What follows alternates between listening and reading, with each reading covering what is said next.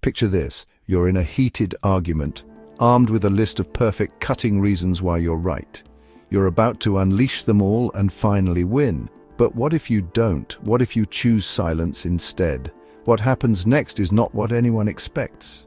In a world that's constantly telling us to speak up and fight for our side, how is it that the most powerful move is often to say nothing at all? It all comes down to a basic truth about power and human nature. This isn't about giving up, it's about taking control. We have to be clear though, there's a huge difference between strategic, mindful silence and the destructive silent treatment, which is recognized as a harmful way to punish someone. True strategic silence isn't a passive-aggressive weapon, it's a tool for self-respect. When you choose to be quiet on purpose, you create a space that other people feel an urgent need to fill. You disarm them not with noise, but with stillness.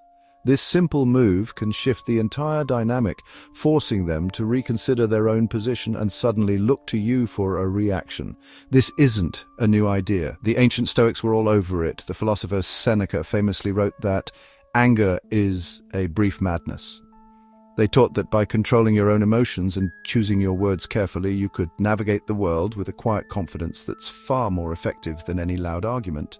So let's explore those moments where saying less gives you more and how you can use silence not as an absence of words, but as a powerful presence. Let's go back to that tense argument. We've all been there. Emotions are running high, voices are getting louder, and the instinct to defend yourself is overwhelming. But someone who has mastered their emotions does the exact opposite. By refusing to add to the chaos, you do something incredible. You starve it. When you meet that brief madness Seneca talked about with calm silence, you're not giving in. You're showing superior self-control. The other person is ready for a fight. They're waiting for your comeback. When you give them nothing, they're left alone with the echo of their own harsh words. This forces them to look in the mirror. They might start to wonder if they've gone too far or if their argument even holds up. Your silence reflects their own behavior back at them, which is far more powerful than anything you could shout. You don't win by overpowering them. You win by letting them tire themselves out. Think about that sting you feel when someone throws a personal insult or an unfair criticism your way. Your gut reaction is to feel hurt and to lash out. You want to correct them, prove your worth, and fight the injustice. But what does that really accomplish? When you rush to defend yourself, you're accidentally giving their words power. You're signaling that their opinion of you actually matters. The Stoic approach is to remain undisturbed. By staying silent, you send a powerful message: your words don't control me. You show that your self-worth comes from within, not from their approval. This isn't about bottling up your feelings, but about mastering them so you don't get pulled into a battle on their terms. Your silence becomes an act of self-respect. The person who insulted you was probably looking for a reaction. By denying them that, you take away their power and leave them feeling a little foolish. Your stillness is your strength. In the world of business, silence is a famous and sometimes feared tactic. Most people are incredibly uncomfortable with long pauses in a conversation. They feel awkward, and their first instinct is to fill the quiet by talking. That's your advantage. Imagine you've just made an offer. The other person hesitates. Instead of jumping in to justify your price or sweeten the deal, you just wait. In that quiet moment, the pressure builds on them. They might start second-guessing themselves. To break that uncomfortable tension, they often start talking, and in the process might reveal things they shouldn't, their weaknesses, their deadlines, or how much they're willing to give up. While it's not a magic trick that guarantees a win every time, this tactic can create an environment where the other side feels compelled to improve their offer just to get the conversation moving again. As Robert Greene wrote in the 48 Laws of Power, always say less than necessary. People who talk too much can seem nervous and out of control, but those who are measured project an aura of confidence and authority. If you've ever felt the power shift in a room because you chose to stay quiet, let me know in the comments by writing "Silence is my superpower." It's a silent community of strong minds. It's one of the worst feelings, isn't it? Being accused of something you didn't do. The temptation to launch into a frantic defense is huge, but sometimes, the more desperately you try to explain yourself, the more guilty you can look. Your frantic energy can be mistaken for panic. A powerful response can be a calm, measured silence. This isn't the silence of guilt, It's the silence of confidence. It communicates that the accusation is so ridiculous it doesn't even deserve a big reaction. Now, this comes with a huge warning. This strategy is for social situations, not legal ones. If you are facing a formal or legal accusation, silence can be interpreted as guilt, and you should absolutely seek advice and speak up to defend yourself. But in a social setting, let your character do the talking.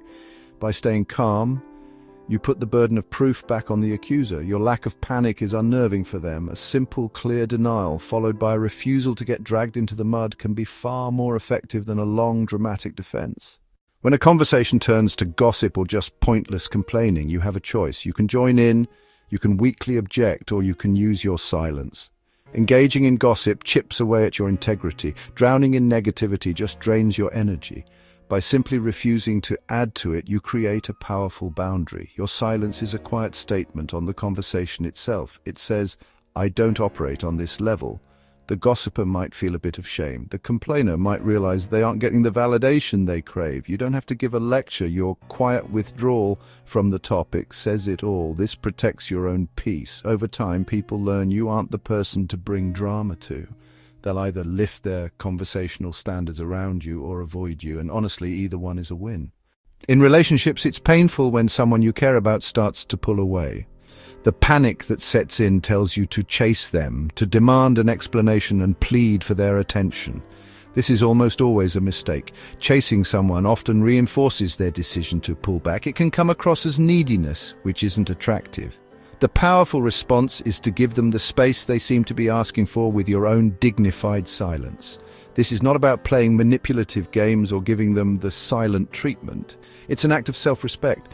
You're showing that your happiness doesn't depend on their constant approval. This quiet step back disrupts their expectations. They expect you to chase, and when you don't, it forces them to confront their own feelings and what they might lose. Often, your absence speaks louder than your presence ever could.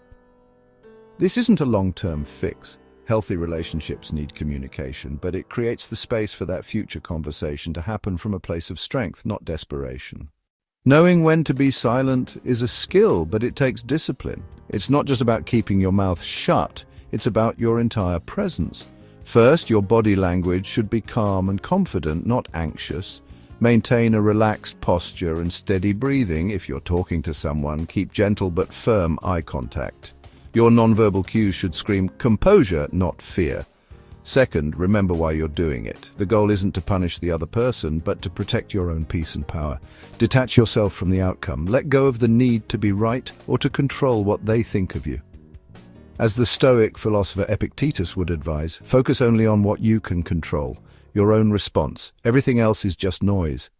From the heat of an argument to the quiet tension of a negotiation, silence isn't just an empty space. It's a tool you can use to command respect, shift dynamics, and protect your own peace of mind. People who talk too much often reveal their insecurities and weaknesses. But the person who has mastered the art of saying less stays in control. Their words, when they finally choose to use them, land with so much more impact because they are rare and they are purposeful. So the next time you feel that urge to fill the void, to argue or to defend yourself, just take a breath, pause. Remember that your power doesn't always come from your words. True strength is knowing when to use them and when to let your silence speak for itself. If this resonated with you, like this video, subscribe to the channel and hit that notification bell for more ways to master your own psychology. Thanks for watching.